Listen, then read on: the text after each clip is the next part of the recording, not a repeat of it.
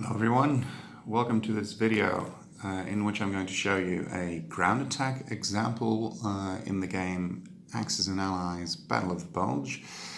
The Germans are going to attack from this hex, and what they could do is one of three things. Either they can attack each of these hexes separately, but what would happen is, since turns alternate, attack turns so to speak, alternate in this game, except for the first turn in which only the Germans get to attack, but this wouldn't be the first turn because the Germans would be nowhere near this place in the front line. So what they could do is they could attack each one of these hexes, but they could also attack two or three. Now, in order to attack, you pay one supply token from the hex you want to attack, or from an adjacent hex. So they could pick either one of these three or two or three, depending on how many hexes they would actually attack, or they could take them from any of the adjacent friendly hexes on their side of the front line. Now, what I did is I split the units already a little bit. Why did I do that? Well, the Germans have 22 attack dice from this hex combined, which is probably more than enough to eliminate all the American units in this hex. And since the Allies would get to go next, they might, of course, depending on the rest of the front line, which I didn't set up here, they might attack back with 6 dice from this hex, 2 plus 3 plus 1 is 6, and the same here.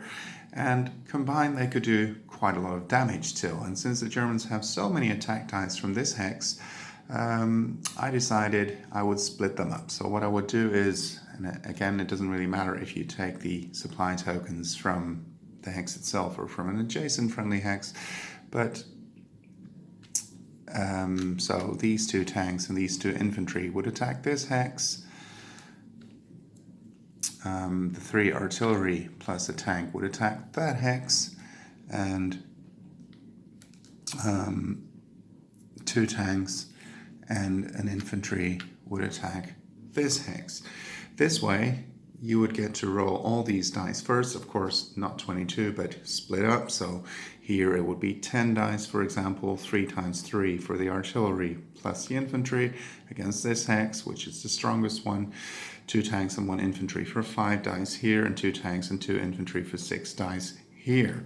So that way, you would split your attacks. With a little bit of luck, you would destroy or force the enemy artillery to retreat, and any Allied counterattack would be a lot weaker against your hexes. Something important to remember here as well, although that's actually movement, tanks can attack across river hex sides, which are shown like this. I mean, there are more river hex sides, but not all of them are actually prohibited. You can't see it very well. But you can attack normally with artillery and infantry there, but later during the movement phase, you cannot move across. Same goes here. Let's say the tank and the artillery are forced to retreat.